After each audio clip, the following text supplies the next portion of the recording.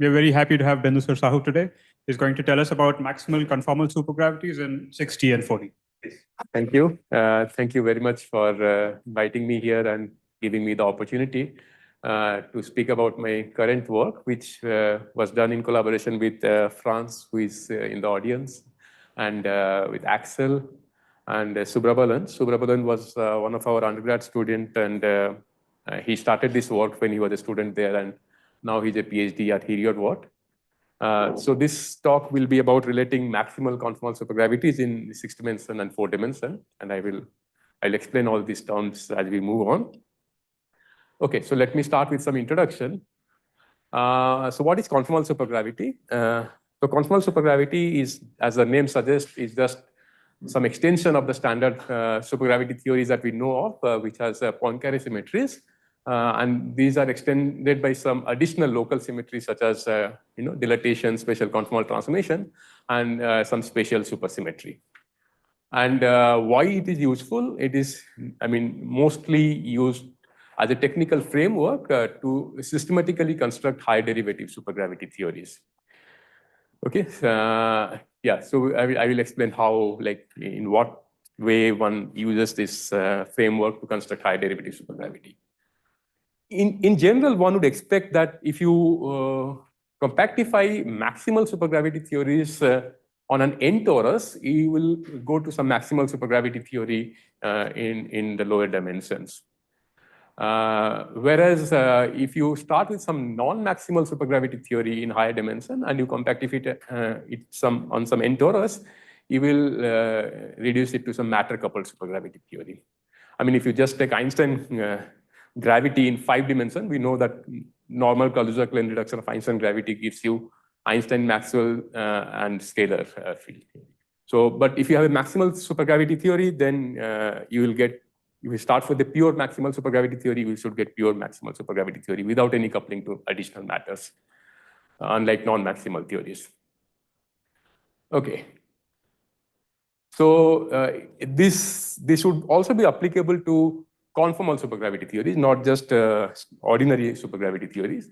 So we also expect, I will also tell you why we would expect reduction of maximal conformal supergravity theory on an N torus. In this case, we are looking at 6T maximal conformal supergravity theory, and we expect, and this is 2, 0 in 6T. And we expect that if you reduce it on a 2 torus, you should get 4D N equal to 4 conformal supergravity theory. So in 4 dimension, N equal to 4 conformal supergravity is the maximal conformal supergravity. You cannot have a conformal supergravity beyond N equal to 4. And the primary motivation to understand this connection is as follows. So we would sort of get some better insight into some of the features of N equal to 4 conformal supergravity, and it would also give us some additional tool to study some, N equal to 4 supergravity in a different way. We will see what kind of difference we will obtain by relating these two theories. So that would be like a discussion towards the end. Okay, and this study of relating conformal supergravities in diverse dimensions is not new. So, for example, if you look at this paper by Navamita, Bernard, and Stefanos, they had related N equal to 1 conformal supergravity in 5 dimensions and N equal to 2 conformal supergravity in 4 dimensions by a dimensional reduction on a circle. And this this is slightly different from what we have. So in that case, for N equal to 1 conformal supergravity in 5 dimensions, the Weil multiplet, okay, I have not told you what this Weil multiplet is. This Weil multiplet is basically the supergravity multiplet for conformal supergravity. So it has the graviton and all the other fields related to it by supersymmetry inside that multiplet.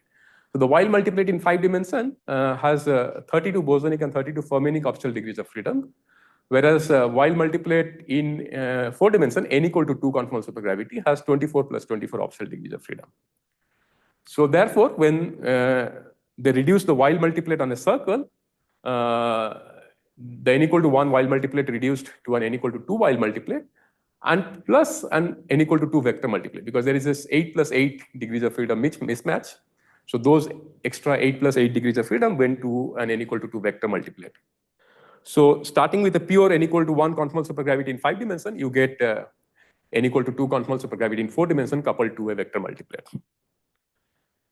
And in particular, the Kaluza-Klein scalar and the Kaluza-Klein vector, they resides in the vector multiplet and not in the wild multiplet.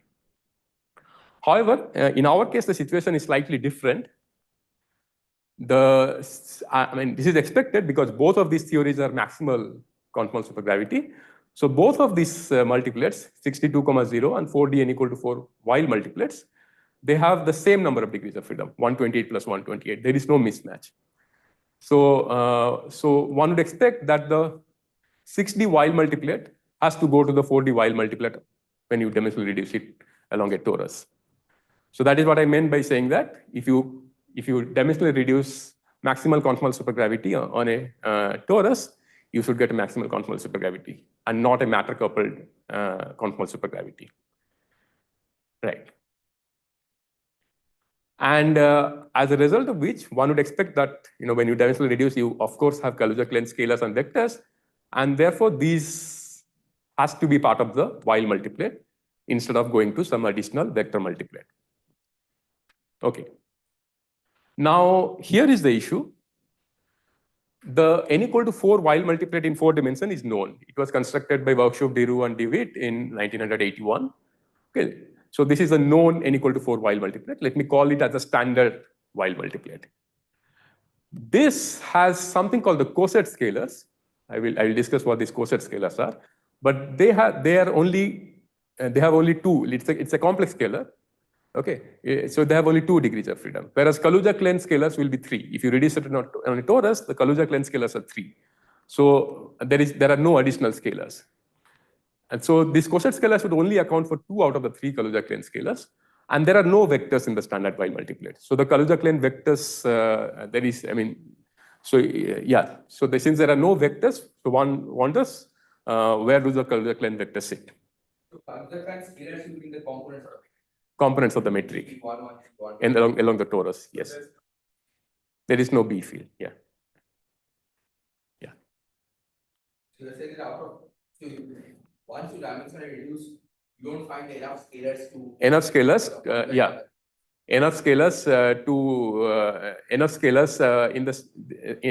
are not enough scalars in the standard wild multiplet which could accommodate in it. Yeah. So this suggests that the 6D wild multiplet cannot reduce to the standard wild multiplet. In fact, it should reduce to some variant of it, which would account for all the scalars and vectors. And such variants are actually known. I mean, this wild multiplet, there is not a unique choice for the wild multiplets in conformal supergravity. There is something called the standard wild multiplet, and it comes from the standard way of constructing the wild multiplet. But there are other variants of the wild multiplet known as the dilatant wild multiplet, and such variants were known in slightly lesser supersymmetric cases, such as 1, 0 conformal supergravity in 6D, n equal to 1 conformal supergravity in 5D, as well as n equal to 2 conformal supergravity in 4D. And these are known as dilatant wild multiplet. As the name suggests, these wild multiplets have some scalars which transforms non-trivially under the dilatation transformation. And these are called dilatant. And these standard wild multiplets typically don't have those scalars. So the standard wild multiplet here in n equal to 4, they have something called coset scalars, but they transform trivially under dilatation. So they are not like the dilatant of the dilatant wild multiplet. Okay, so one would expect that such a variant exists for this n equal to 4 conformal supergravity in 4 dimension. And that would have this so-called dilatant, which transforms non-trivially under this dilatation symmetry. And that would account for these additional Kaluza-Klein scalars. And the dilatant wild multiplet typically also comes with vectors. And that would also account for these Kaluza-Klein vectors. And you can construct action for all of these multiplets? Action for the dilatant wild multiplets, in these cases, people have constructed. We have like in n equal to 2, we have also constructed. Yeah. But yeah. For the other one? For n equal to 4? Yeah. N equal to 4, we are in this work, we have constructed the multiplet only. So the action is not. Action is not known. Yeah, this work we have constructed just the multiplets. 6D 20 theory action is known. Yes. In principle, we can take that action, Dimensionally reduce it on the 2 torus. But we would expect that there would be more general class of actions in 4D itself, which would not be captured by just dimensionally reducing the 6D action on a torus. Even for maximal. Yes, yes, yes. Because yeah, so if you start from a 6D 2,0 theory and reduce it on a 2 torus, as Franz has explained in his talk, when you dimensionally reduce supergravity theory in a 2 torus, you get this SL on a K torus, you get SL KR symmetry, and this is in general a rigid symmetry of the lower dimensional theory. But if you directly construct in lower dimension, you can try to construct most general action consistent with supersymmetry, which might be breaking this SL2R rigid symmetry.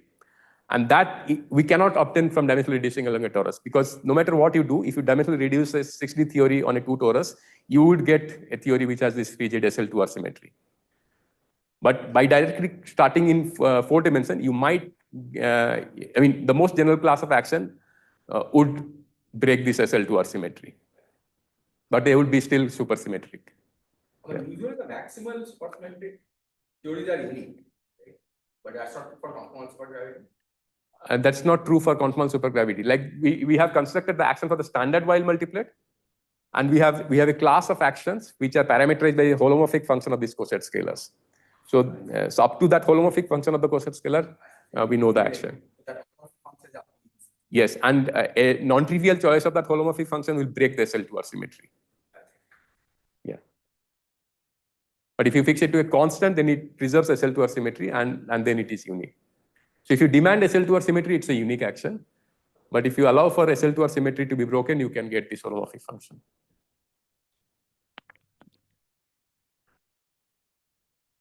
Okay, so therefore, I mean, this discussion tells us that, gives us a hint that the 6D 2,0 Weil multiplet should reduce to that of a 4D n equal to 4 dilaton Weil multiplet instead of the standard Weil multiplet. Okay. It can't be a combination of, because the 6D 2,0 Weil multiplet has 128 plus 128 degrees of freedom. So either it can be a standard or a dilaton. So it cannot be combination of both because it has not enough degrees of freedom. Each of them have 128. Dilaton has 128 plus 128. Standard also has 128 plus 128. Yeah. These two multiplets, apart from the number of scalars, they differ in some of the other field contents. Some of the other field contents also, yes. So, yes, number of vectors, and yeah, we will see. We'll see the field contents. Yeah. Okay, so now let me start. This is the plan of my talk. So since conformal supergravity is not a very familiar topic, so I will start with discussing how to write down conformal gravity as a gauge theory, like how to start from a gauge theory and construct conformal gravity theory. This is just, there is no supersymmetry or anything here. This is just to understand the whole setup. And then we will just see how to extend this setup of constructing conformal gravity as a gauge theory to, constructing conformal supergravity as a gauge theory. Then we will discuss about 6D 2,0 conformal supergravity. And then we will discuss how to construct this n equal to 4 dilaton Weil multiplet and how to relate this 6D 2,0 Weil multiplet and this n equal to 4 dilaton Weil multiplet, and end with some future directions. Okay, so with this, let us start. So conformal gravity as a gauge theory. So what we do is, this is a setup. This is how we construct conformal gravity from a gauge theory. So you can think of it as an algorithm. So what you do is you start with some gauge theory based on the conformal algebra. So you have this conformal algebra where you have Lorentz transformation, translation, dilatation, and special conformal transformation. You basically write down a non-abelian gauge theory for this algebra. So you introduce gauge fields for each of these generator and the field strength for each of these gauge fields. The standard, the structure constants, you can write down a non-abelian gauge theory based on this algebra. But so far it is just a gauge theory. And in order to convert this gauge theory to gravity, what we do is we impose constraints on these field strengths on the curvatures. So the constraints that we impose are this. So this RP mu nu A, it is a field strength of the curvature associated with the local translation. And this RM mu nu AB is the curvature associated with the local Lorentz transformation. And this constraint is imposed in order to convert local translation into diffeomorphism. So the gauge theory, all the symmetries were some local internal symmetries. So local translation, local Lorentz transformation, and special conformal transformation, and so on. But we want diffeomorphism in place of local translation. And this constraint ensures that local translation is converted into diffeomorphism. And it is a torsion condition. So so if you write down RP mu nu A explicitly, it turns out to be the torsionless condition, which converts also the omega mu AB into a spin connection and E mu A into Weyl-Bein. So when we start writing the gauge theory, we don't interpret E mu A as a Weyl-Bein or omega mu AB as a spin connection. And this constraint ensures that we can interpret omega E mu A as the Weyl-Bein and omega mu AB as the spin connection. And it also converts this local translation into Lorentz transformation, diffeomorphism. What's the difference between local translation and diffeomorphism? The way it acts on the fields, like way it acts on E mu A. Like E mu A, the diffeomorphism would act as a Lie derivative, but local translation would act just because it's a gauge field of the local translation. It will just be del mu lambda A. But diffeomorphism would act on it as a Lie derivative. So you are saying mu A will transform as E mu A plus del mu lambda A. In the local translation, yes. But diffeomorphism, it will transform like a Lie derivative. So this is actually how it is obtained. So you take the local translation of E mu A. You can look at this Friedman and Van Proyen book on supergravity. That is how he obtains this construct. You take the local translation on E mu A, write it as the GCT. So del P of E mu A is simply del mu lambda A, and you write it as del GCT of E mu A plus some additional term. And that additional term is proportional to this RP mu nu A.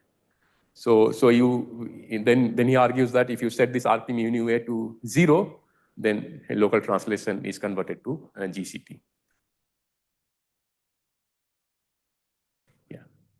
So RP physically is the curvature associated with this local translation. Local translation, yes. Yeah. What is the meaning of the second condition?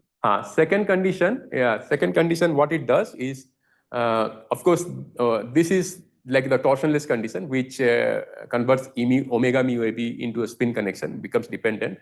The second condition, what it does is it converts, it makes F mu A, the gauge field associated with the special conformal transformation, to be dependent. And in the end, you have only the metric degrees of freedom coming from the Weyl-Bein. So so the M stands for what? This M stands for Lorentz transformation. Yeah. So you think of the Lorentz transformation again as a gauge transformation. Yeah. You set the curvature of that. Curvature, you constrain that curvature. You make the curvature associated with that to be traceless. Yeah. So F enters into that because F enters into that, because there is this structure constant, right. There is a non-trivial commutation relation between K and M. don't impose anything for the F directly and for the K or whatever. RK? No. So they will be constrained by Bianchi identity. Like you take the Bianchi identity on the curvature, and then you can see that RK can be written as derivative of some RM and so on. So there are some constraints, and then there are further constraints imposed by the Bianchi identities that I have not written down here. So here you gauge the full conformal. Yeah. You gauge the full conformal. Yes. So you introduce a gauge field for every conformal generator. Yes. And then put Various curvature constraints. Yes. Right. So these are the two curvature constraints that you impose, and then omega mu AB and F mu A becomes dependent, and then E mu A is the only independent field that remains. There is, of course, B mu, the gauge field associated with the dilatation, but that B mu is, it transforms like a pure gauge under special conformal transformation. So it kind of compensates for the special conformal transformation. So in the end, if you're constructing Poincare supergravity theory, then B mu doesn't appear here. If you're constructing conformal supergravity theory, B mu doesn't appear because delta B mu under special conformal transmission is just lambda mu, where lambda mu is the parameter of the special conformal transmission. So B mu does not appear in a conformal supergravity action. So in some sense, B mu is not even there. So the only independent fields that remain is E mu A, which is the metric degree of freedom. For three-dimensional. You get various symmetries. I mean, because this kind of structures can be done for 3 dimensions, say SO2 common. You take the SO2 common. Yes, for the ADS isometry of the ADS3. Okay. And just repeat this. What do you get? I mean, do we get that the gravity is based on those supergroups? Okay. So 2,2 is the usual one that gives you the transaction. Yeah. And that is not conform to gravity. That is just ordinary gravity. That's ordinary gravity. Yeah. But suppose we make it. I mean, so we have the same algebra. Right? Yeah. Right. Algebra. That is now the bulk isometry. That's the local symmetries. I mean, it's not a conformal symmetry. From the point of view of the bulk, it is not a conformal symmetry. You appear to be transformation group, right? B mu. Only if you construct dynamics that are before it will not appear in the action. yeah. Invariant it cannot appear. But In some the of the fields transforming. Some of the fields, of course, covariant fields, of course, B mu is there hidden inside the covariant derivatives. But gauge fields, the only gauge fields that transform to B mu. Still, dependent field theory just doesn't show up in any. It's an independent field in the theory, but it is cancelled by the special conformal transmission. So the degree of freedom, yeah, in the invariant it is not there. Yeah, it's still an independent field in the theory, but when you count the off-shell degrees of freedom, you take 4 from B mu, and then you have to subtract 4 for special conformal transmission. So 4 minus 4 is always 0. Yeah. You can also choose the gauge value. Yeah, exactly. So the gauge where B mu is 0. Yeah. Okay. So now if you just count the total number of degrees of freedom, which is, the off-shell degrees of freedom, that is number of independent components minus number of gauge symmetries. So here we get to be 5. So because it is conformal supergravity, conformal gravity, so the off-shell degrees of freedom are 5. Whereas for Poincare gravity, we know that it has to be 6, the off-shell degree of freedom. The metric degrees of freedom are 6 in the standard Poincare gravity. So in order to go from conformal gravity to Poincare gravity, we need an extra degree of freedom to compensate for the symmetries, additional symmetries that are present in conformal gravity. In 3 dimensions, you can't construct conformal gravity. You can construct conformal gravity. Yeah, it is the same. This whole thing goes for any dimension. Yeah. But any flat space, 3D flat space. Yeah, flat space. Yeah. Yeah. I mean, yeah. But I mean, the flat space wasn't really built into this, right? Yeah, That would be Yeah. just in the sense of the Poincare symmetry, the local symmetry. What are you gauging your But you were raising the conformal group, not the. Yeah, so you enhance it to the conformal group and then you gauge it. But there is still Poincare. It is not ADS isometry. Yeah. Plus conformal. I mean, ADS, you can talk about the ADS isometrics, or you can talk about ADS conformal isometry. So will be probably a bigger. Yeah. But I guess the ADS isometries are conformal from the point of view of the boundary. From the boundary, yeah. From the point of view of the bulk, it is just Some isometry. Some isometry. Yeah. It's not local.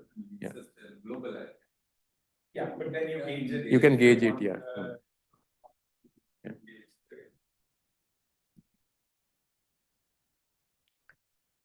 Okay, so as I said, in order to go from conformal gravity to Poincare gravity, we need an extra degree of freedom. And since there is 1 degree of freedom extra we need, we introduce a scalar field, and we call it as a compensator scalar field because it will compensate for the extra symmetries that are present in the theory. So you introduce a scalar field and you write down a conformally invariant action for the scalar field. So this scalar field, the only property that you need that it transforms under dilatation with some weight. We can take it to be +1. And you can write down the Lagrangian for this scalar field coupled to conformal gravity, where this d mu phi are the covariant derivatives. Okay, so since it only transforms under dilatation, so d mu phi is this, and the double covariant derivative you can write down like this.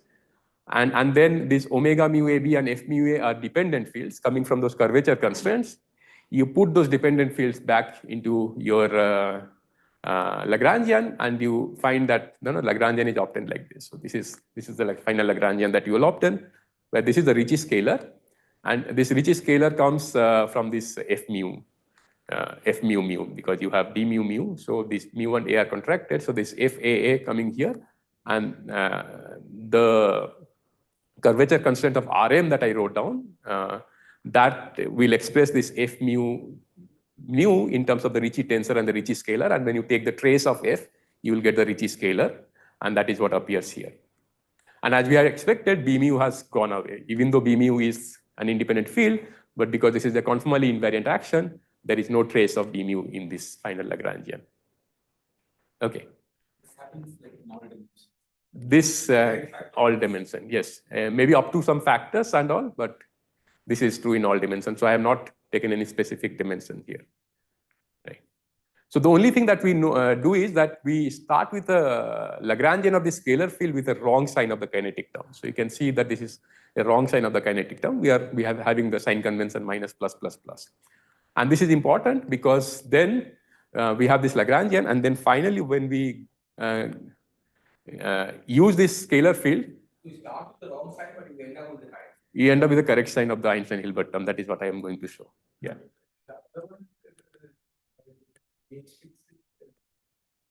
Last slide, that was the same sign. Where? This one? Okay, where you're integrated by parts. Integrated by parts, yes. Yeah. So this is still the wrong sign because the del phi by del t square comes with a minus sign. The conformal coupling comes correctly in every dimension as under, I think. Yeah. Like 1/6, I mean. Yeah. This is for 4D. 4D, yeah. This is for 4D, yes. Yeah. What is the meaning of complex? So the actual fields you are considering now have phi and the metric both. Phi and the metric both, yes. Yes. You can think of this as Stuckelberg field. Yes. The Stuckelberg field normally used to increase the number of people. Impose some manifest gauging. Doesn't actually increase the number of people. Someone trying to make the gauge field massive, right? So that way you are increasing. Yeah, you're right. Yeah, I mean, Right. It's say that the gauging variance is a redundancy. So in the new thing, you also impose an enhanced gauging variance. That after you increase the field, you will not do that here. Usually when you add a Stuckelberg field, you also impose an additional. You find now there's a gauge symmetry, which wasn't there, and that will not happen. Yeah, we will impose some gauge symmetry. So this is why we call it a compensator field. So we have introduced one extra degree of freedom to get rid of one extra symmetry. So you're not introducing a new symmetry. No, we're not. The symmetries are already there. All there, already there. Yes. Yes. What he said is that we have too many symmetries. Because the number of degrees of freedom of the metric is less than what it should be. And now we're introducing a scalar to Compensate for the extra symmetries. If you also have an extra symmetry, then you're not gaining any degree of freedom. Yeah, so probably you can think of it as a kind of an inverse to Stuckelberg or something. It's not that you start with the action. No. It's not like going from Poincare supergravity to conformal supergravity. Gravity. So here we start with some action of the scalar field coupled to conformal gravity, and then we use this scalar field to get rid of the extra symmetry. So in the end, to get ordinary gravity. Yes. So conformal gravity, you are saying, has less degree of freedom than ordinary. Conformal gravity has less degree of freedom than ordinary gravity. Yes. E6, yeah. And then get rid of the symmetry and the scalar, and finally you are left with ordinary gravity with 6 degrees of freedom. counting. Ah. You had this E mu A, right? That was the only field that is Only independent field plus B mu, but B mu compensates the special conformal transformation. So Yes. how many degrees of freedom are in E mu A? If you 5, like after reducing the symmetries. So E mu A is 16, and then you subtract diffeomorphism, Lorentz transformation, and dilatation. So that's 5. 5. And then this phi is something extra you have. Extra we have introduced. So then the metric in Poincare gravity should have 6 degrees of freedom, right? Correct. So this phi Will be used to gauge fix the dilatation. The phi will compensate for the dilatation. 1. Yeah. And that will be the 6 degrees of freedom. Yeah. 5 Yeah. plus 1 is 6. Right? 6. That's all. Yes. Yes. Yeah. Right. So yeah. So then you basically gauge fix special this is like the trivial gauge fixing or special conformal transformation, and this is the important one, that you gauge fix dilatation by imposing this condition on phi. If you Yeah. didn't want to go to Poincare gravity, Ah. just wanted to work with this conformal Ah. gravity, Yeah. is it known that you can consistently couple matter and so on to this conformal gravity theory? Because it might be useful if you're studying, let's say, 4D CFTs. Yeah. And you want to couple it to 4D gravity. It seems like it doesn't have the Right. overall volume mode of the metric. That's Right. what it Right. is. Yes. Yeah. You can do that. Yeah. Okay. Yeah. So here, for example, we have coupled a scalar field to conformal gravity, but in supergravity also we can take, matter multiplet and couple it to conformal supergravity. Yeah. Some 4D CFT Huh. coupled to 4D Conformal gravity. Yes. Yes. And that will define some Yes. conformal system, like in 2D we do this. Right. always, Yeah. Couple the 2D metric to some 2D CFT. Yeah. So if you want to write down a CFT in the presence of some non-trivial, like curved in some non-trivial curved background, then you can write this as a conformal. I mean, the CFT coupled to some conformal supergravity background. Yeah. And in 3D also some similar thing happens. That you have conformal gravity in 3D. And that could be, one could think of coupling it to 3D CFTs. Yeah, one can do that. Yeah. And in fact, I think many people use it to, yeah. Huh? Yeah, on curved manifolds. Yes. Yeah, always think of the conformal gravity as a background. Yeah. But Not as a dynamical. does it exist as a dynamical theory? Yeah. Conformal gravity, pure conformal gravity. Gravity as a dynamical theory. Yes, it does exist. That was in fact my next slide. Next point. So once you impose this gauge fixing condition, you get the standard Einstein-Hilbert action with the right sign of the kinetic term. So you need to start with the wrong sign of the kinetic term for the scalar field to get the right sign of the kinetic term for the Einstein-Hilbert action. And what would the action be without this phi if you just had the conformal gravity? Yeah, so that is what. So you can also just write down conformally invariant action made purely out of the gravity sector fields. In this case, it is simple because there is no supersymmetry or anything here. So this is the only term that you can write down which is conformally invariant, made out of purely the gravity sector field. Because this will be the wild tensor square once you use this Poincare gauge fixing condition. Once you set this B mu equal to 0 and B mu is equal to 0, this Rm mu nu AB is just the wild tensor. So this is just the wild tensor square. In conformal gravity. Yes. Huh? What about on shell? Yeah. Usually it happens like this way. You get 4 primary constraints and then you have 4 secondary constraints. What will happen? On shell degrees of freedom. Yeah. On shell degrees of freedom in conformal gravity. It's 0. Yeah. Because it's you get a fourth order kind of. Yeah. There's no quadratic term. Right. Yeah.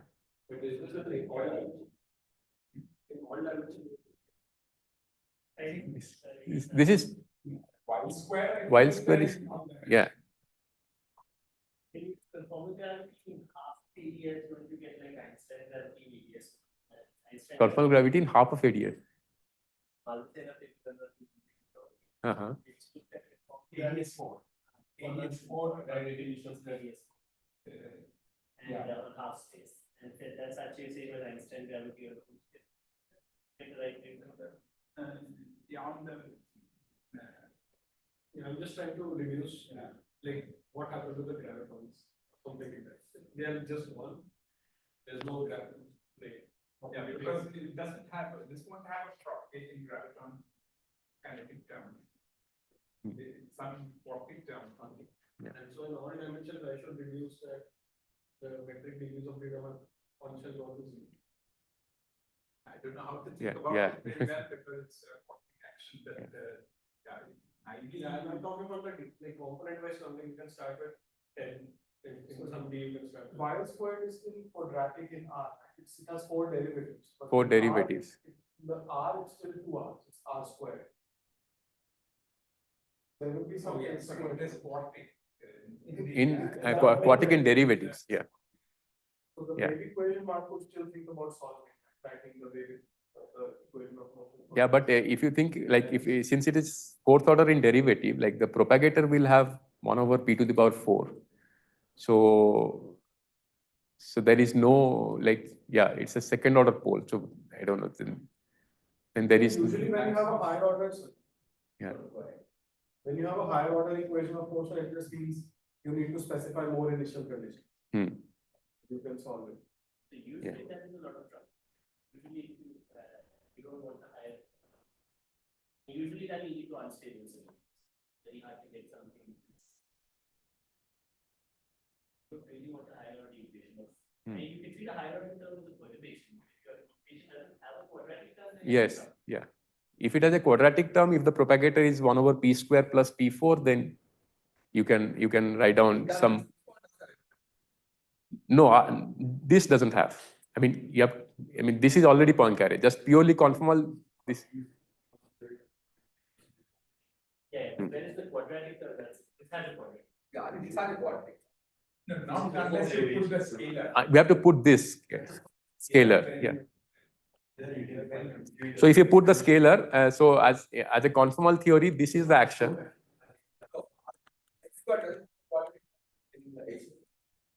No, quadratic in H mu, but derivative it is still 4th order in derivative. So there is no 2nd order derivative. So if we write down the conformal invariant action with the scalar field, this will appear as an interaction term, right? So this is 2nd order in derivative in the metric, but this is an interaction term. This is not. And the yeah. What is it the theory of? That's a fair. Yeah. So it's like you're asking basically what happened to the graviton waves. Yeah. If I consider metric to be eta plus h and try to solve the differential equation for h, yeah. What are the solutions I get? Like normally you get these transverse spaceless. Right. Yes. What do you get? I think those will still be solutions. Yes, the solutions of. How is the, for instance, I started with 10 components of the I have 4 gates conditions in usual, and then 4 more get imposed by effectively when I go. Yeah, that's how you're counting, like, yeah. I'm getting by 5. Will that also cut? Why will also by 5 more? Or? Yeah, the thing is that like this, of course, you can impose the gauge fixing condition. Then the residual gauge fixing condition is intimately tied with the equation, right? So if you did not have, like, suppose your Maxwell's equation was not box mu is equal to 0, then you cannot impose the residual gauge fixing condition. No, if it was some box square mu equal to 0. But this may not be box square. This may be box times box minus 2. Box times box minus 2. Box times box plus some constant, right? Box. Yeah.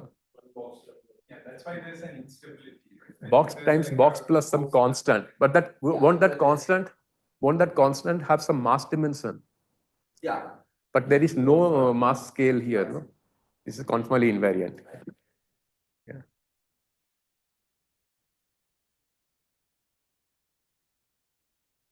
So it will be like box square h mu is equal to 0. So then there are no propagating degrees of freedom. So the answer is there are no propagating. Yeah. Never thought about it, but it looks like like that. Propagating ghosts. Okay, no idea about that. Yeah. Okay. So I said to make sense of conformal supergravity, you should couple it. You should couple it to something. Yeah. Like in the scalar. Scalar in this case. Yeah. Well, if it has no propagating degrees of freedom, it might be something like a topological theory, or almost topological. In that sense. Now, when you add the Einstein term to the scalar, the Einstein term, there's no wild square term anymore. You don't get that wild square term at all. So the thing is that you have to start with a conformally invariant action, which contains both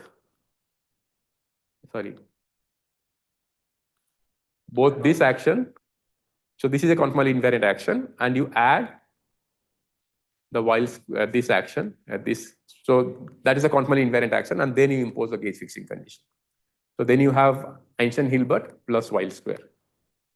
You will have wild square. Wild square. If you started from Wild square, yeah, you have to put some arbitrary constant. Yeah. So this arbitrary constant is coming from the gauge fixing condition, this Newton's constant, by putting phi is equal to this. Yeah.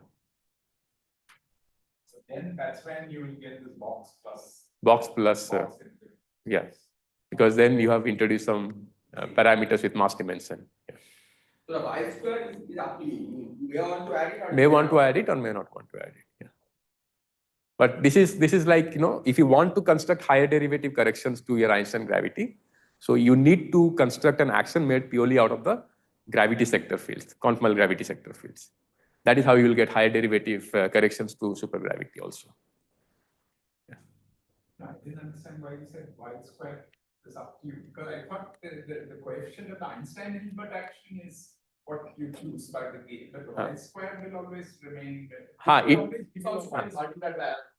It will be multiplied by some constant. So I said that the previous Lagrangian in the previous page and this together it is conformally invariant, but separately each of them are conformally invariant. So yeah. That's not singular in some way. Yeah. Because you're kind of throwing out Yeah. So if you don't include this, then you don't get a high derivative correction term to your action. Don't you need things from here to give you the Einstein-Hilbert action? No. Einstein-Hilbert action was Came from the scalar action. Yeah.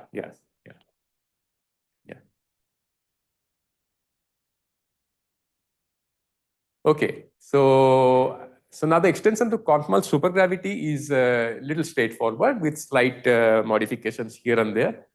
So the idea is start with the gauge theory corresponding to the superconformal algebra. And there we started with the conformal algebra. You start with the superconformal algebra, and then you impose curvature constraints to convert gauge theory into theory of gravity, which you also did there. The similar thing you do here, but this is an additional step that you need to do because we are in supergravity. So when you impose these constraints on this multiplet of gauge fields coming from this superconformal algebra, you will notice that the bosonic degrees of freedom and fermionic degrees of freedom are not matching. And so what you will need to do is you have to complete this field representation by adding certain auxiliary fields into the multiplet of these gauge fields. And also you have to simultaneously modify the superconformal transformation.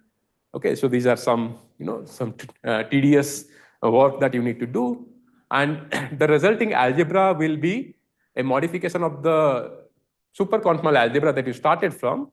Okay, and where the structure constants would be modified into some field-dependent structure functions, and these algebras are known as soft algebra. And finally, the multiplet of these gauge fields that you started with, together with these additional auxiliary fields, this is called the wild multiplet.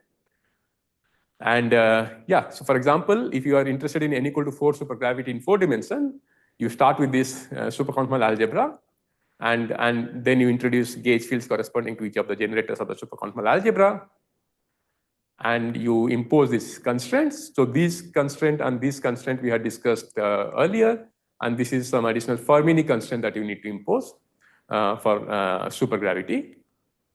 And then your omega mu AB and F mu A, which were already dependent before from this and this constraint. Now this phi mu I, which is a gauge field corresponding to the spatial supersymmetry. So superconformal algebra has this spatial supersymmetry or S supersymmetry. So the gauge field corresponding to that also becomes dependent because of this Fermi constraint. Can I ask something? Yeah. In the previous case, without going to supergravity. Yeah. Why did we have to start with the conformal? Why don't we start with the Poincare group and And try do to gauge that and maybe put some condition? Uh, What's the utility of putting the conformal? I think it's harder to construct directly Poincare supergravity like that. Yeah, I don't know. It turns out that conformal supergravity, because it has larger group of symmetries, so the multiplets are shorter. So you have this wild multiplet, whose off-shell degrees of freedom are shorter than the Poincare gravity multiplet. The number of degrees of freedom for wild multiplet is smaller than the Poincare gravity multiplet. And yeah, so maybe it is difficult to construct Poincare gravity because of that. Yeah.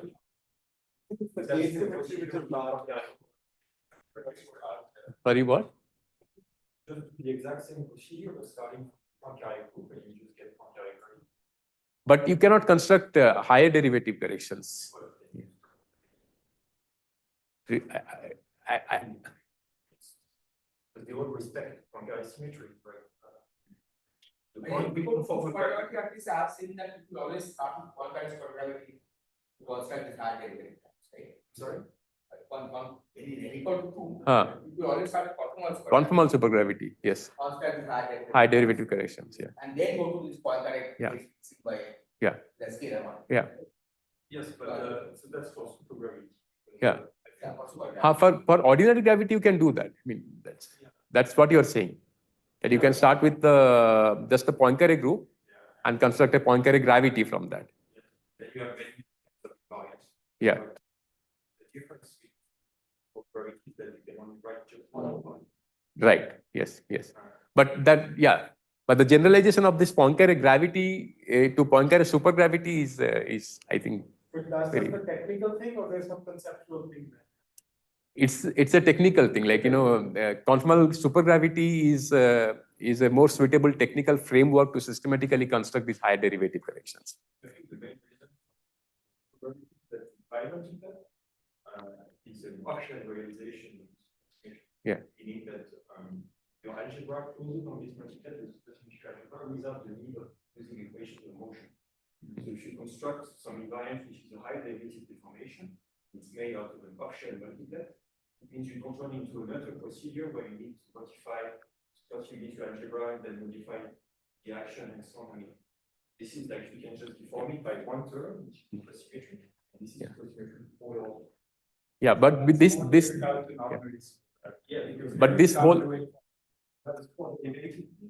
And this means that if you modify your specific algebra, you modify your specific algebra, you modify your action, and then you run into this procedure, which is another. But this whole procedure is making it off-shell. If there was such a procedure for Poincare gravity, we would have also gotten an off-shell multiplet for Poincare gravity. But the point is that we don't have a systematic procedure like this for directly constructing Poincare gravity. Auxiliary fields are not known. What auxiliary fields to put? Yeah, I mean, one has never worked in that way. Yeah, probably that would be very tedious to do. Yeah. There is no off-shell Poincare multiplet for n equal to 4. Correct. N equal to 2, probably. N equal to 2, you can have a off-shell Poincare multiplet, but that construction also comes from conformal supergravity approach. For n equal to 1. N equal to 1, yeah, there is. But it comes from this approach of first constructing conformal supergravity and then getting the Poincare supergravity. Directly getting Poincare supergravity, I don't know. Probably it is very tedious. I mean, nobody has done. Have said somebody does. Yeah. Okay, Okay, so now, as I said, after imposing these constraints, which makes some of these fields dependent, you need to add a certain number of auxiliary fields to your multiplet so that the bosonic and fermionic degrees of freedom match. And these are the auxiliary fields. So these first 4 are bosonic auxiliary fields, and the last 2 are fermionic auxiliary fields. They are in some representation of the underlying R symmetry, which is SU4 in this case. Yeah, so I will not go through the details of all these fields. The important field that I want to focus on is this phi alpha. These are what we call as a coset scalar. So so this has this parameter alpha, which is an SU11 index, and this parameter is some SU11, and it satisfies this constraint, and that makes it like the degree. So this is a doublet of complex scalars with one real constraint. So there are 3 scalars here, and there is a rigid SU11 as because of this index alpha, it acts linearly on these fields, and there is a local E1 that also acts on this scalar. So basically, this scalar parameterizes some coset SU11 over U1, and this is also one thing to notice that why this conformal supergravity in 6D and conformal supergravity in 4D would be related. So if you recall the talk by Franz, which he gave 2 days back, so if you reduce a supergravity theory on any higher dimension on a K torus, you get scalar field that parameterizes SLK by SOK cross R plus, right? So on 2 torus, it is SL2 by SO2, and SL2 is SU11 and SO2 is U1. So we have some scalars that parameterizes this SL2 by SO2, okay, that is there in this Weil multiplet. But then he had also this extra R plus, SL2 by SO2 cross R plus. So this extra dilaton is something that is missing from this multiplet, and that is something that will come in the dilaton Weil multiplet, which we will construct. Okay, so this is one of the important fields, this coset scalar in this n equal to 4 Weil multiplet. Okay, now you just count the degrees of freedom. So you write down all the bosonic fields and the fermionic fields, number of components, symmetries, and just add them up, add this up, subtract, and do the same thing here. You get 128 plus 128 degrees of freedom for this n equal to 4 Weil multiplet. Okay. Now, yeah, so this now let us talk about this 2,0 conformal supergravity in 6D. So there, the superconformal algebra is this OSP 8*/4. Okay, don't need to know what the details of the algebra. The bosonic part of the algebra is this. So this is the conformal algebra in 6D, and this is the R symmetry USP4, and these are the generators of the algebra. So one thing to know is that this is in 6D. So the fermionic generators have some chirality constraint and some symplectic constraint. So these are symplectic Majorana spinners, symplectic Majorana Weil spinners in 6D, and all the representation of these also satisfy those constraints. And the gauge fields of this algebra, together with some auxiliary field, will constitute the 2,0 Weil multiplet. And these are this. So this 2,0 Weil multiplet in 6D have these fields. So these are the gauge fields, the first 4, and then the last 3 are the auxiliary fields that you need to add to complete the multiplet. Okay, and do the same thing. You count the degrees of freedom. You get 128 plus 128 degrees of freedom for 62,0. Okay, so now we have both the multiplets. We have the Weil multiplet in 4D, we have the Weil multiplet in 6D, and we somehow want to relate them. But as we had discussed before, the Weil multiplet that we had discussed in 4D, which is the so-called standard Weil multiplet, that does not have this dilaton that we expect to come from the dimensional reduction of this 62,0 Weil multiplet, and also the vectors. So we need to construct this variant Weil multiplet, which we call the dilaton Weil multiplet in 4D. And how this dilaton Weil multiplet is constructed, I'll just discuss the general method of constructing this dilaton Weil multiplet, and then we will go on to discuss in this particular case. So the standard method of constructing this dilaton Weil multiplet, which has been done earlier in all the other literature also, that you take the standard Weil multiplet and you couple the vector multiplet to the standard Weil multiplet. And then you solve the vector multiplet equations of motion. Basically use the vector multiplet equations of motion to solve for some of the auxiliary fields that belong to the standard Weil multiplet in terms of the fields of the vector multiplet. And in some cases, you will need to introduce some dual gauge field as well. We will see those things. So basically, this you can think of a dilatant Weil multiplet as a mixture of a standard Weil multiplet and a vector multiplet. So you combine standard Weil and vector, and then you use the vector multiplet equations of motion to get rid of some of the auxiliary fields of the standard Weil multiplet in terms of some fields that belong to the vector multiplet.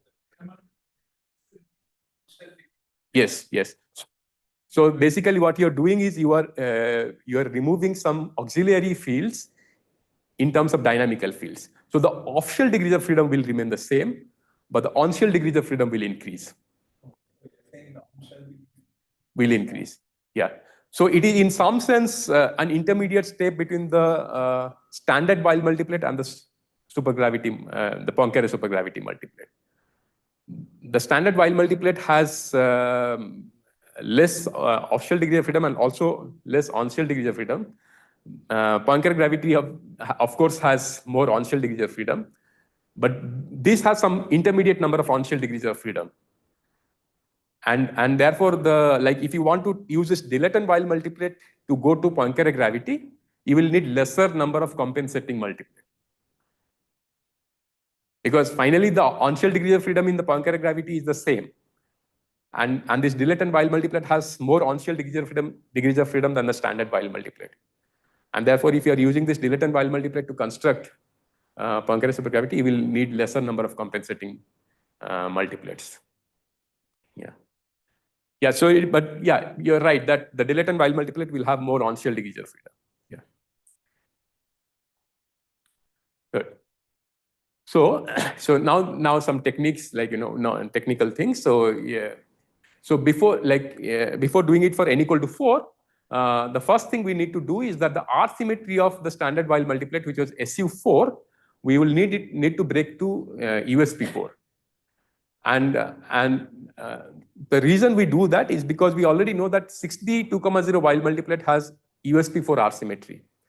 So of course, if this has to be related with 6D, the R symmetry has to match. So we break the R symmetry of n equal to 4 from SU4 to USP4 by this. You take the vector multiplet scalar, which is in the 6 of SU4, and you decompose it into USP4 representation. So this is in the 6 of SU4, this is in the 5 of USP4, and this rho is in the singlet of USP4. And then basically you impose phi hat ij equal to 0, the SU4 R symmetry will be broken to USP4. But the Q SUSI will also break this condition, and therefore you have to redefine the unbroken Q SUSI, and this is done in this. So you take the old Q SUSI and you add some compensating SU4 transformation that will preserve this gauge fixing condition. So then this becomes your new Q SUSI. When you add this extra vector multiplet, you increase the number of off-shell degrees of freedom? On-shell degrees of freedom. Increase the number of on-shell degrees. Yeah, off-shell degrees of freedom you are not increasing because you are adding the vector multiplet, but you are also solving its equation of motion. So adding and subtracting, so off-shell degrees of freedom remain the same, but you will be eliminating some of the auxiliary degrees of freedom of the Weil multiplet in terms of some of the dynamical degrees of freedom that are in the vector multiplet. So the on-shell degrees of freedom will increase. Yeah.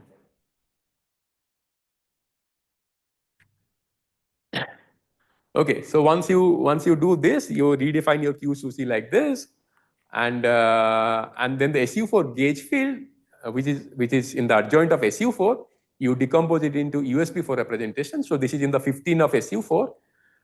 You decompose it into 10 of USP4 and 5 of USP4. This, of course, continues to be the gauge field of the USP4, and this will become some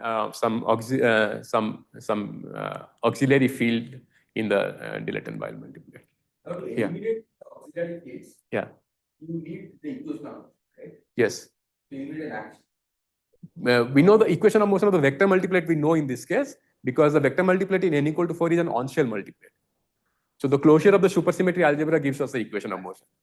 Of course, it will come from an action also, but we don't directly need the action. Yeah. Yeah, so just from consistency of the supersymmetry. Supersymmetry algebra, you know the equation of motion of the vector multiplet. So the transmission of the vector multiplet fields coupled to conformal supergravity we know. So that will give us the equation of the vector multiplet coupled to conformal supergravity. Okay, so yeah, so now So this modification of the Q SUSY, of course, means that when you find this modified Q SUSY transmission of this V mu antisymmetric in IJ, okay, it will involve derivative of this Uij, because this Uij is in the 5 of USP4, and therefore it will have some derivative of the supersymmetric transmission parameter in the transmission of this. Okay, and therefore you need to redefine that by adding terms proportional to the gravity, so that the transmission of this redefined object does not have any derivative of the supersymmetry transmission parameter in it, and this redefined object will transform covariantly under supersymmetry, not as a gauge field. So it will be some covariant auxiliary field in the multiplet. Yeah. Yeah. Is the kinetic term again negative? Yes. So if you are so the kinetic term of the compensating vector multiplets will be negative. You can have some extra vector multiplets that will exist as some just matter vector multiplet. Not This one, okay. Or the single vector multiplet that we are coupling to. Yeah. So it doesn't matter. The equation of motion will still be the same. Right? I mean, you can have an overall sign in front of the action, but the equation of motion will still be the same. But if you have like n number of vector multiplet, then you couple some of them with negative and some of them with positive. Right. Now we need to solve the vector multiplet equations of motion. So this is something important. So there are various equations for the vector multiplet. There is a Maxwell's equation, there is an equation for the scalar field, and there is an equation for the spinor. So this is a Maxwell's equation for the vector multiplet, where these are this small phi and capital phi are some combination of the coset scalars, and this is the supercovariant field strength of the gauge field. And this K plus AB is some covariant object sitting here, and this is this. So this phi ij, we have replaced it as a rho omega ij by using the gauge fixing condition that I had told earlier. So how do we solve this Maxwell's equation with respect to FAB? Yes. We know the action. We actually know the full action. I mean, that actually Deru had constructed the action by first constructing these equations of motion from the algebra and then writing down the action. Yeah. So action is known. Yes. Right. So the way you solve this Maxwell's equation is you basically think of GAB as the field strength of an independent gauge field B mu. So you introduce a new off-shell gauge field to your theory, and you interpret GAB as the field strength of this independent gauge field B mu. So then this becomes the Bianchi identity for this gauge field. So this B mu is basically the gauge field dual to A mu. A mu was the gauge field already there in the vector multiplet, and B mu is the dual gauge field. But this dual gauge field, you think of it as an independent off-shell gauge field, not as an on-shell quantity, but as an off-shell quantity. So then this Maxwell's equation becomes a Bianchi identity, and you interpret GAB as the field strength corresponding to B mu. So this GAB is an independent field strength. This FAB is also an independent field strength. Okay, and then you can use this equation to solve for this object TAB ij omega ij, which is the omega trace of TAB ij. So TAB ij is in some 6 of SU4. So you decompose it into a 5 of USP4 and a singlet of USP4, which is right. So you decompose this into a 5 of USP4 and a singlet of USP4, and this Maxwell's equation you use to solve for this auxiliary field. So this is one of the auxiliary field of the Weil multiplet. It is now completely determined in terms of the field strength and the dual field strength. and other components for many components. So this is how we solve the Maxwell's equation by introducing a dual gauge field into the multiplet. Right. And the solution for the other equations are simple. So for example, we can there is this auxiliary field which is in the 20 of SU4 in the standard Boyle multiplet. Again, you decompose it into USP4 representation. So this chi hat ijk is in the 16 of USP4 and this chi I is in the 4 of USP4. And then you use the Gaugino equation of motion. So this is a Gaugino equation of motion. This dot has many more terms, but these are the two terms that is important for just putting across the point. So you use this Gaugino equation of motion and use it to solve for this 4 of USP4. So this chi I, which is in the 4 of USP4, and that can be solved in terms of the Gaugino. So you trade off this chi I with the Gaugino. Okay, so we traded off TAB with this dual gauge field, and you trade off this chi I with the Gaugino, and then finally this DIJKL is another auxiliary field in the standard Boyle multiplet. Again, you decompose it into USP4 representation, and you use the scalar equations. So scalar equation to solve for so this DIJKL, which was in the 20 prime of SU4, you decompose it into 14 of USP4, 5 of USP4, and 1 of USP4. And the scalar equation is these are 6 equations because the scalar field in vector multiplet is in the 6 of SU4. So these are 6 equations. So you use the 6 equation to solve for the 5 of USP4 and 1 of USP4. So now so what we have done, we have traded off the auxiliary field TAB, chi I, Dij, and D in terms of the dual gauge field and the fields of the vector multiplet. So now these components become the independent fields of the Dilleton Boyle multiplet. So this T hat AB Ij is there, which was in the 5 of USP4. It's D hat IJKL, the 14 of USP4, and chi hat IJK, which was in the 16 of USP4. These still remain. Okay. So what are not there is this Dij, D, chi I, and TAB. Those are replaced by this dual gauge field and this Dilleton and the Gaugino. And together this, so you can see that those auxiliary fields that we have replaced here, TAB, chi I, and Dij and D, they're replaced by dynamical field. This B mu is a dynamical field, rho is a dynamical field, and psi I is a dynamical field. So the auxiliary fields have been replaced by dynamical field. Those auxiliary fields did not have any on-shell degrees of freedom, but these fields will have on-shell degree of freedom because these will have kinetic terms in the action. So the on-shell degrees of freedom have increased, but off-shell degrees of freedom remains the same. So you do the same counting here, off-shell counting, you still get 128 plus 128. Okay. So if you had done just the off-shell counting, the on-shell counting of degrees of freedom on the 6D and 4D, you could conclude from there that you need this Dilleton Boyle multiplet. You give the argument to the scalars, right? Could you have counted just the on-shell degrees of freedom in the on-shell? First of all, the on-shell, yeah.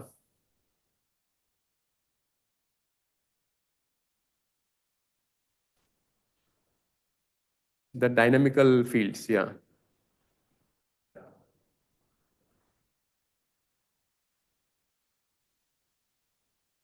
Yeah, I don't know, like,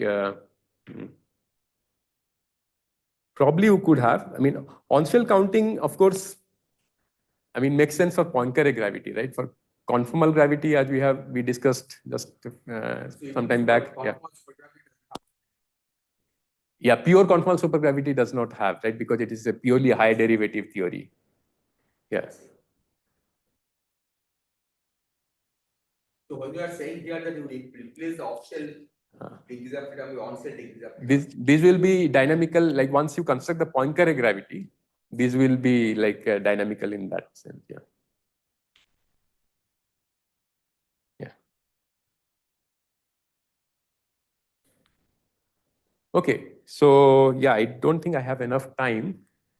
Maybe you could go on to like 5, 10 or 15 we started with it. Okay.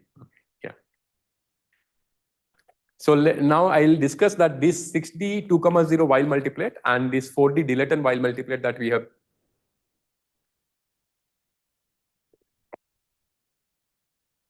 discussed here can be related to each other by a dimensional reduction along a torus.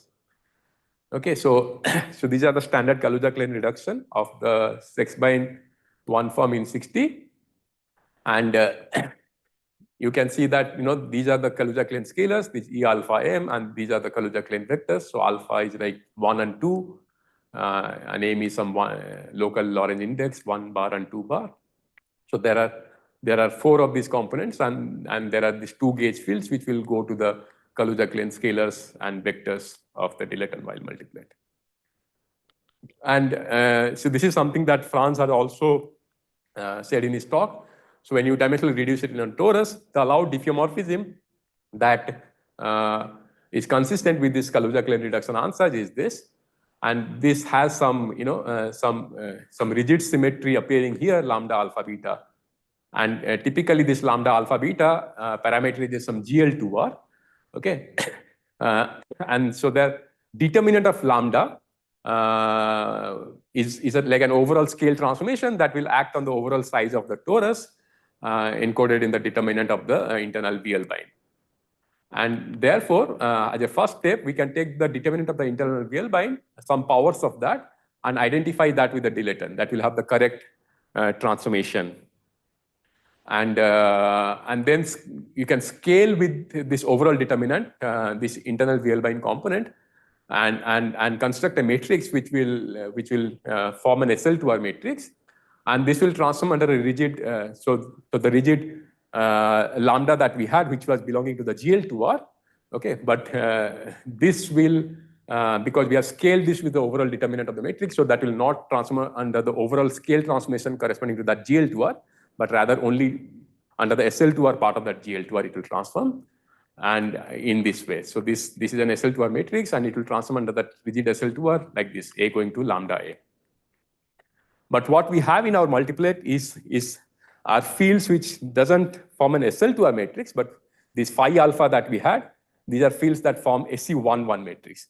But SL2R and SU11 are isomorphic, and one can relate, and one can go from an SL2R matrix to an SU11 matrix or vice versa by something called the Cayley transformation.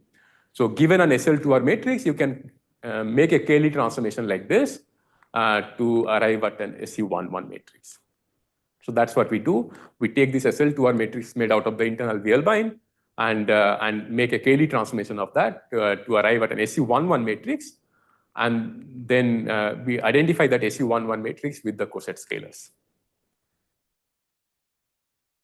Okay, and this is also something that I can quickly go through. This is also something that Franz had told in his talk, that the internal, so this internal diffeomorphism gives us this rigid SL2R transformation and the scale transformation that acts on the dilaton and its coset scalars. But the internal Lorentz transformation gives us this local symmetry. So in this case, we are doing it in a 2 torus. So the internal Lorentz transformation will form some SO2. And by a Cayley transformation, you can convert that SO2 to E1, and that E1 local transformation will act on this coset scalar. So this is that local E1 that was acting on the coset scalar. That comes from the internal local Lorentz transformation. And the Kaluza-Klein vector fields, of course, are identified with this A mu alpha. This A mu alpha came in the Kaluza-Klein reduction answers that are identified with the vector fields A mu and B mu that are part of our dilaton while multiplet. Okay, and so this was So and the descent of other bosonic fields is straightforward. So this was the USP4 gauge field in 6 dimensions. So the space-time part of that will go to the USP4 gauge field in 4 dimensions, and the internal parts, the V5 and V6, you can take a complex combination of that, and that will go to this EIJ, which is a complex scalar field in 4 dimensions. And so this is this TABC IJ in 6 dimensions. This ABC are in 6 dimensions. Then you take it to 4 dimensions, you will have AB and AB5 and AB6, but this TABC had an anti-cell dual constraint in 6 dimension. So if you work it out, it will go only to this TABIJ, which is in the 5 of USB4, that is there in the dilatant wild multiplet, and this XAIJ, which was also there in the dilatant wild multiplet. So that will come from this TABCIJ. And the DIJKL also was there in 6 dimension, will directly, because these are having the same representation, and they're all Lorentz scalars. So this is very straightforward. This just directly goes to the DIJKL of 4 dimension. Okay, and fermionic field, you need to do something like, because in 6 dimension, these are 8 component fermions, and the 6 dimension fermions are symplectic Majorana while, so they satisfy some symplectic Majorana condition and also while condition, and you can decompose it into 4 dimensional spinors like this. So suppose this is symplectic Majorana left-handed spinners, left chiral spinner, it will decompose into this 4 component, which this will be the left chiral part of a Majorana spinner, and this chi lower I will be the right chiral part of the same Majorana spinner. So in 4 dimension, we have Majorana spinners, right? So, and we can decompose the Majorana spinners of 4 dimension to the left chiral and the right chiral part. And typically, we follow some notation where we denote the left chiral part with an upper I index and the right chiral part with a lower I index. So the symplectic Majorana wild spinner of 6 dimension will decompose into 4 dimensional spinners like this. And once you do that, then the reduction of fermions is straightforward. The gravitino in 6 dimension will go to the gravitino in 4 dimension, and the internal components of the gravitino in 6 dimension will go to these fields lambda I and psi I. The psi I came from the vector multiplet when we did the dilatant wild multiplet construction. And chi hat ijk will simply go to the chi ijk in 4 dimension. Yeah. Of course, these are some technical things which I probably can just brush aside. These identification that I showed were at the linearized level. But the supersymmetry transformations are very complicated both in 6 dimension and in 4 dimension. So you have to identify the fields identification will be very, like some complicated nonlinear, terms will be there in the identification. And as well as the supersymmetry transformation coming from 6D to 4D, there will be some redefinition of supersymmetry that we have to do. So we have to systematically identify the correct supersymmetry transformation relation between the 6D supersymmetry and the 4D supersymmetry, and the 6D fields and the 4D fields. There will be some highly nonlinear terms that we have to take and modify the linear relations. So that. But that you have to guess systematic way to do it, like we know the wild weights, chiral weights, and so we can think of So there is a systematic way to do it, but one has to do that. So after performing those exercises, then we could show that yes, there is a perfect matching between the 6D 2,0 wild multiplet and the 4D dilatant wild multiplet. So you show that once you identified the fields appropriation, then the supersymmetric transformation of in 6 dimensions reduced to the supersymmetry. Supersymmetry transformation in 4 dimensions. We have to identify the fields, and we have to also modify the supersymmetry transformation. So delta Q that we have in 4D and delta Q that will come from 6D will not match. So delta Q in 4D has to be delta Q in 6D plus some additional gauge transformations.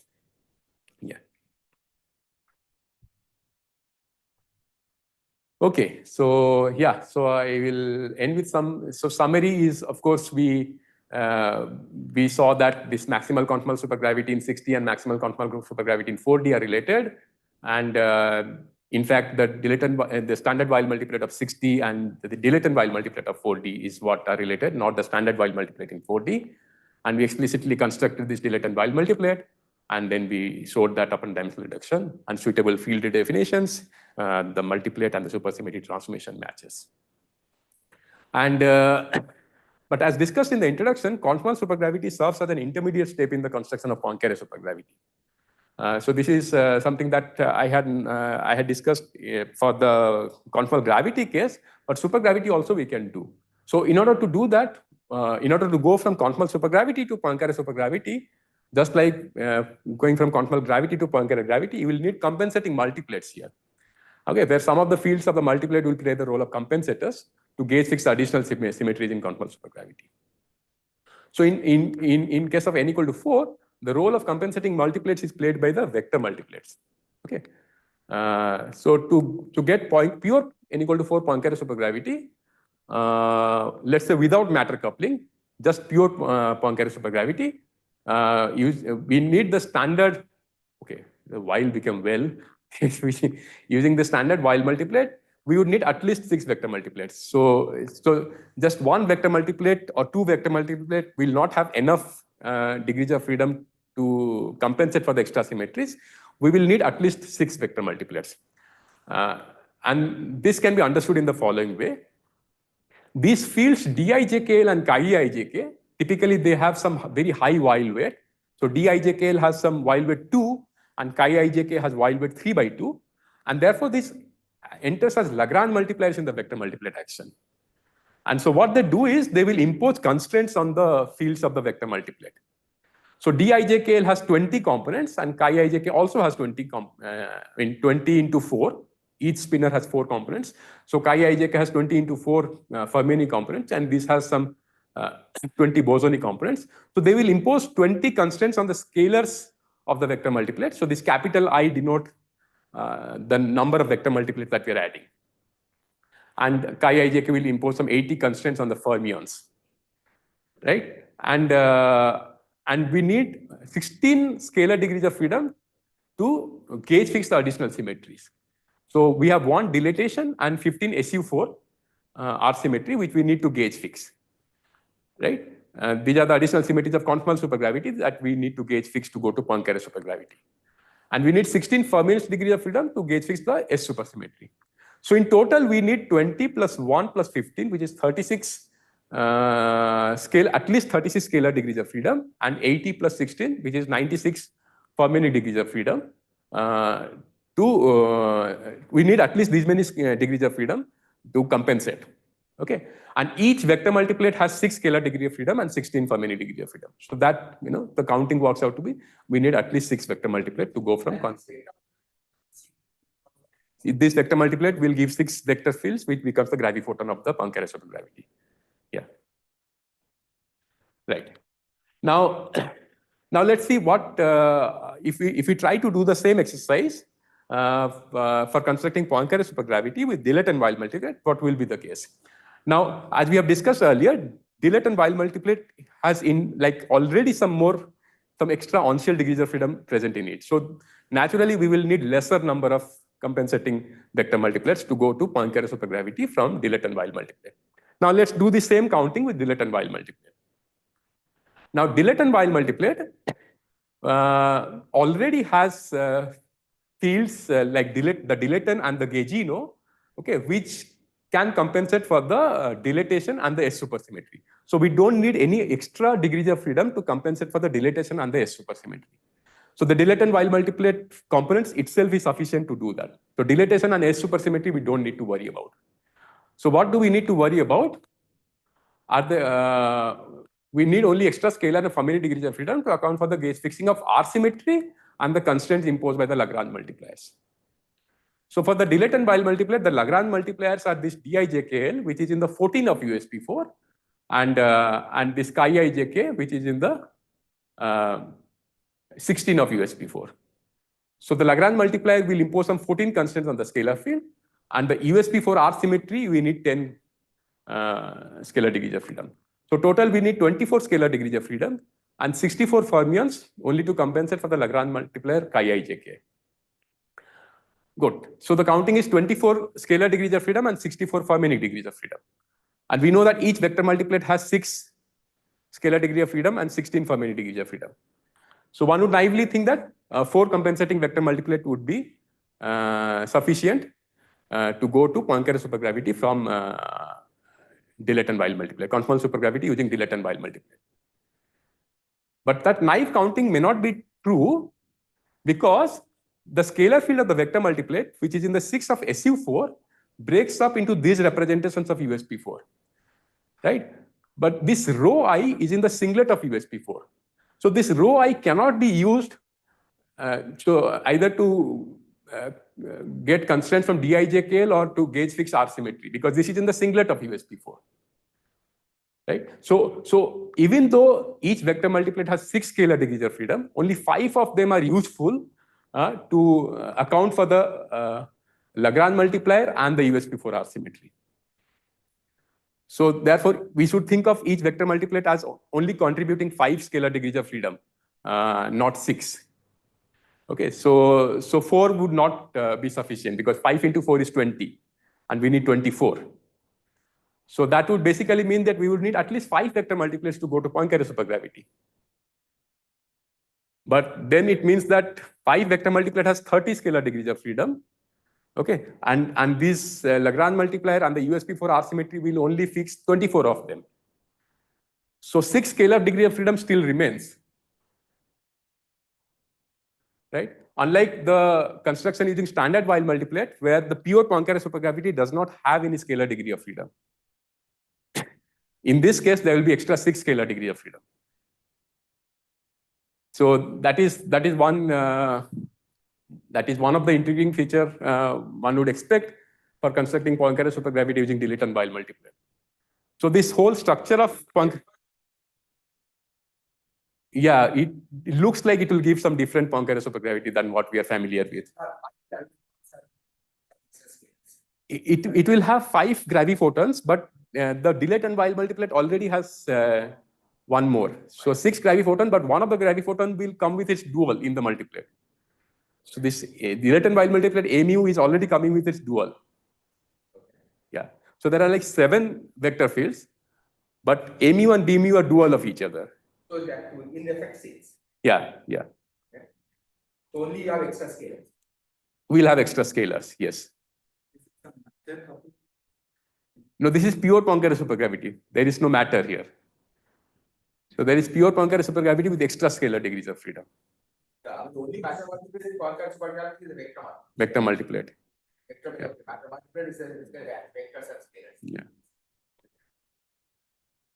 There is only one pure Poincare supergravity where we put 4. So yeah. These might be related to each other by some in a different duality frame. Yeah, but but the thing is that here we have extra scalars. So somehow, something has to. Yeah, it's not very straightforward. Yeah. So that is there. There's extra scalar, and one of the vector field has its dual. So the duality symmetry is off shell for one vector field, whereas it is on shell for the other vector field.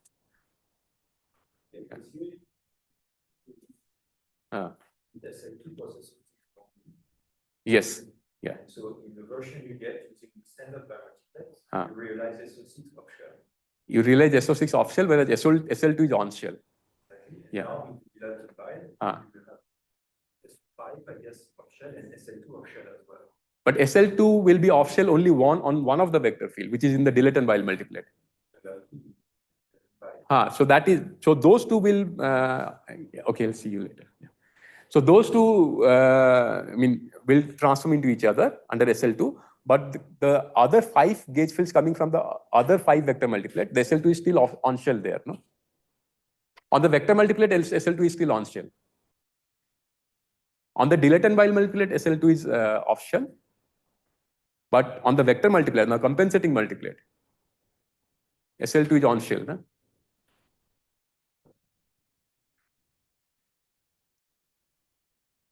Yeah, I've seen on shell. On vector multiplet, it is on shell. That is what only one of the gauge field it is off shell, but other gauge fields it is on shell. Yeah.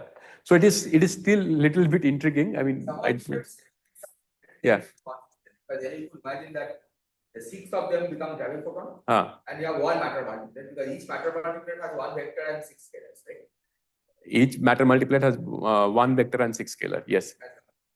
Yes. If you have 7 vectors, 6 into 7 is 42. Yeah. so 6 are graviphoton and one matter. One matter multiplet, you could make it into one vector plus 6 scalars. You are saying 7 vector multiplet coupled to standard Weil multiplet, or? No, I'm just saying, you are saying that in this case you have 6 vectors. 5, Ah. and then we have pair of vectors which are dual to each other. Dual to each other. Which counts as one vector. But if those pair of vectors were independent vector fields, right? Then we have 7 vectors. Right. 7 vectors and 6 scalars is a consistent spectrum of any particle supergravity. 7 vectors and 6 scalars. Yeah. Right. Correct. Because SO6 is 1. Correct. Yeah. So you're saying that the supergravity that comes from coupling 7 vector multiplet to standard Weil multiplet, the spectrum at least matches. Spectrum, yeah. Yes. So one vector multiplet is some kind of dual to one of the vector multiplet. That's what is confusing. So Yeah. if it's really dual, if you are saying that the F's Ah. are related by duality, Ah. then you one shouldn't count them as separate. Right. Yes. That's the Yeah. Construction job. Yeah. Correct. Yeah. Yes. And both appear in the library.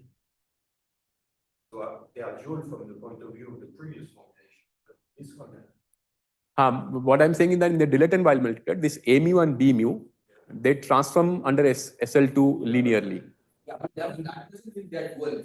Yeah, These strengths are independent. Their field strengths are independent. Yeah, Yes. They are independent. Yeah, but SL2 acts on them. That's- Yes. Yes. Yeah, that basically is saying that one of the vector fields you have somehow is a dual form. Right? Yeah. Not that they are dual. Yeah. But this would be strange. Like, matter coupled supergravity using standard Weil multiplet is equivalent to a pure Poincare supergravity using dilatant Weil multiplet. The spectrum, of course, matches, but this is. I mean, like if you think of the connection between 6D and 4D, this is not surprising, because in 6D also, like if you directly construct Poincare supergravity in 6D using the standard Weil multiplet, 2,0 standard Weil multiplet, you need to couple it to 5 tensor multiplets. So 5 tensor multiplet coupled to 2,0 standard Weil multiplet will give you pure Poincare supergravity in 6D. So the tensor multiplet has this tensor 2 form. So now if you dimensionally reduce it in a torus, these extra scalar degrees of freedom are coming from this tensor gauge field in 6 dimension.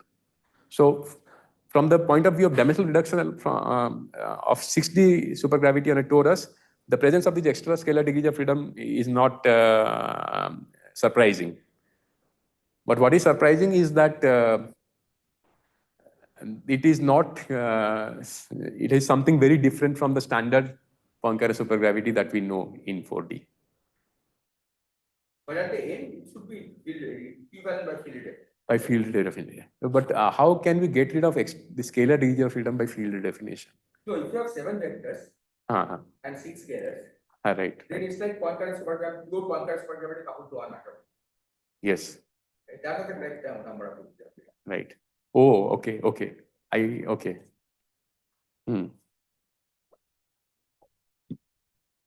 Oh, okay. Now it makes sense to me, because from the point of view of Poincare supergravity, n equal to 4 in 4D and 2,0 in 6D, these are not maximal.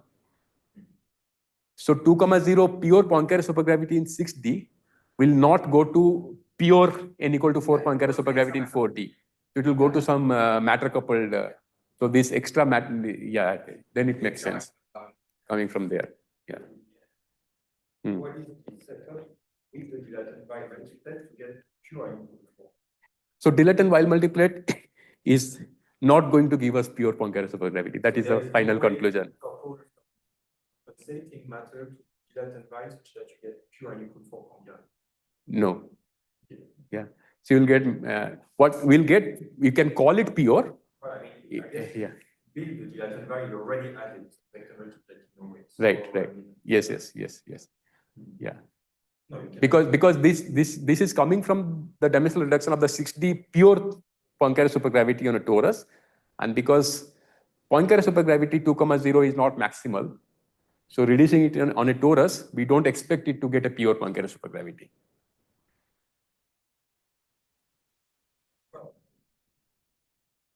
You say it's coming from pure probabilities. Huh. I mean, we started from a conformal formulation. I mean, what we reduced was just the Weil, right? Yeah. So, At the level of the conformal supergravity, yeah, while reduces to while. But Poincare supergravity will not reduce to Poincare supergravity. That is. while reducing, while plus convective, plus two. No. While the dilatant while. Dilatant while. Yeah. Yeah. But it reduces to while, but from the point of view of Poincare supergravity, it reduces to a matter coupled Poincare supergravity. But while doesn't reduce to while, as you explained. While, if you think of dilatant while multiplied is an irreducible representation. Yeah. Now it kind of makes sense that with dilatant while you cannot construct pure Poincare supergravity. Yeah. So these are some of these things that we would like to pursue, and yeah. So maybe I'll just stop with this. Yeah.